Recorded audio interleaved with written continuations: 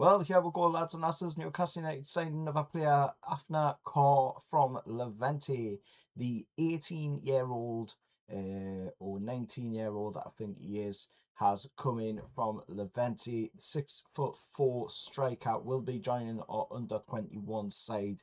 As you can see, this is the guy to my right, and I've got to say, he is coming in with some pretty good numbers in Portugal.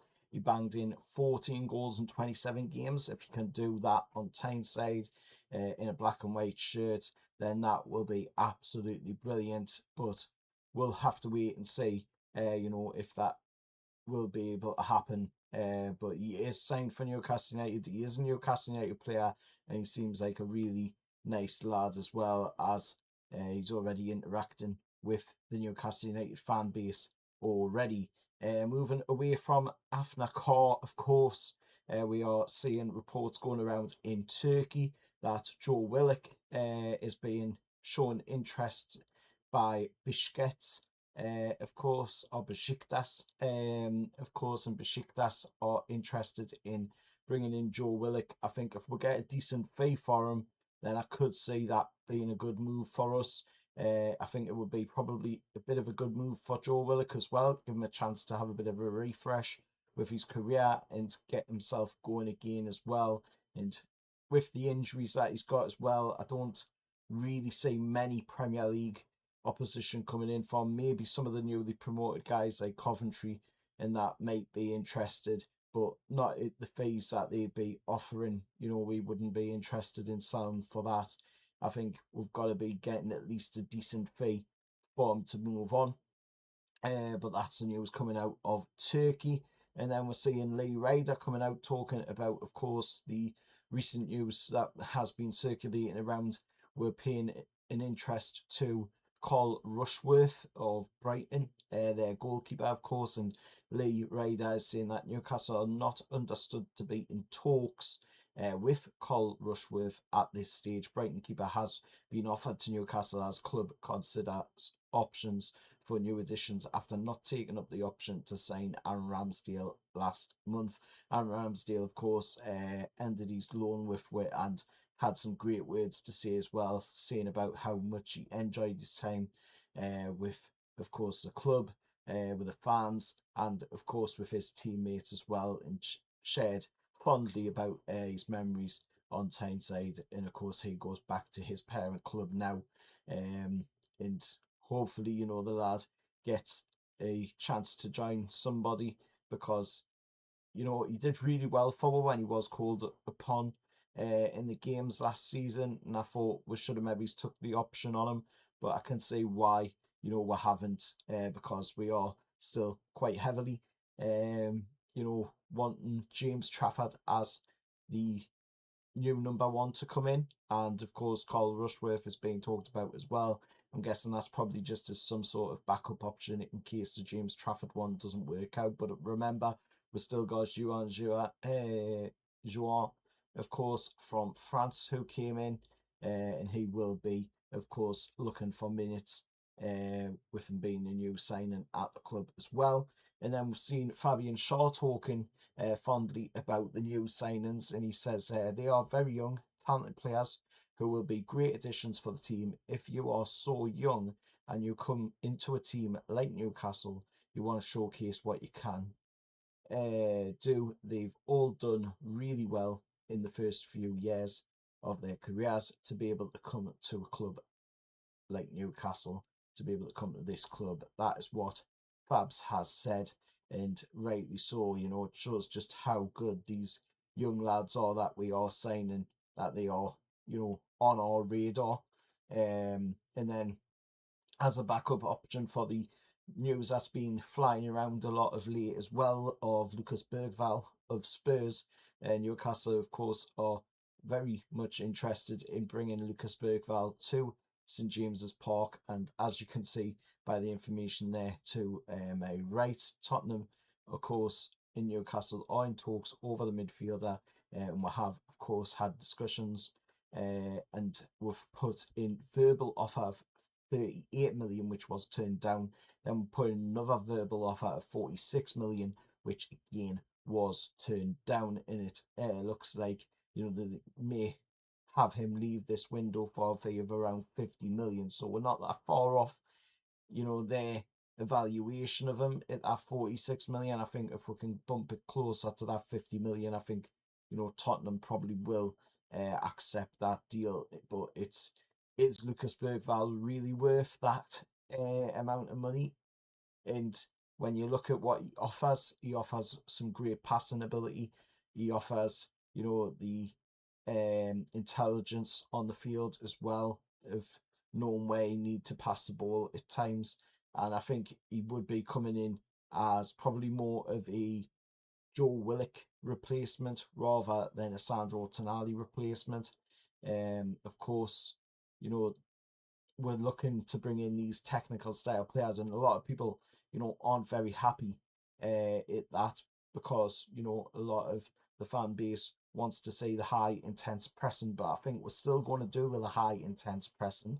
But I think it's going to be with technical passing ability added in there as well, sort of like I've already mentioned a few times now on the channel, sort of like PSG's style of football that they're doing these days, where they have the high intense transitional football, but they also have that tiki taka style that you see a lot of teams go with since Pep Guardiola made it quite popular back when he was, of course, the Barcelona manager, and then the other clubs that Pep Guardiola has been at as well. And like I said, this is a backup player. Manu Kone is, of course, a player that is being looked at, but I think it probably is more of a backup. It could be also alongside Lucas Bergvall as well, because we do have a lot of money to spend this window. But at the minute, as of now, I think, we'll just wait and see what happens on that midfield situation. But two really good players there, Lucas Bergvall and Manu Kone. The only problem with the Kone one is the fact that, somebody else of the cartel teams might end up jumping in there and wanting to get him as well, especially if they see that we're after him, as we have seen with a lot of the deals that we've been involved in this window. Even if that team, comes in and they don't want him, they'll still jump in there and throw their name in the hat and take him, just because, they know for a fact that these players are going to go there if they're going to be paid even more money than we're offering, and they're going to end up paying a bigger fee than what we're offering as well. And unfortunately, that's just the reality of it. That's just the way the system has been rigged in their favour, and we'll have to deal with that, unfortunately, at the moment, but not for long. Eventually, we will be able to outbeat that rigged system, and we will be able to come out on top. And of course, the lads played their first game today behind closed doors against Darlington at the Nufc, and of course it was a successful one. Newcastle United 3-0 win against Darlington. And of course, as you can see on screen, the first half 11 and the second half 11. First half 11 there, of course, with Nick Pope, Leo Shahar, Alex Murphy, Sven Botman, Lewis Hall, Jacob Ramsey, Joe Willock, Sean Steer, the new lad, of course, Jacob Murphy in there, Will Asula in there, and of course, Harvey Barnes. Second half, of course, the new goalkeeping lad in there, Juan, then Mason Miley, Miodrag Pivas in there as well, Luke Craigs, Dylan Charlton, Rory Finnan, Anthony Munda, Sean Neve, Trevor Sunusi, Park Seong-su, and Vitang Celia, of course, all playing in the second half 11. And the goal scorers, as you can see, Joe Willock, Will Asula, and Sean Neve getting on the score sheet for Newcastle, of course. And then we'll see, what happens in the first official pre-season game coming up.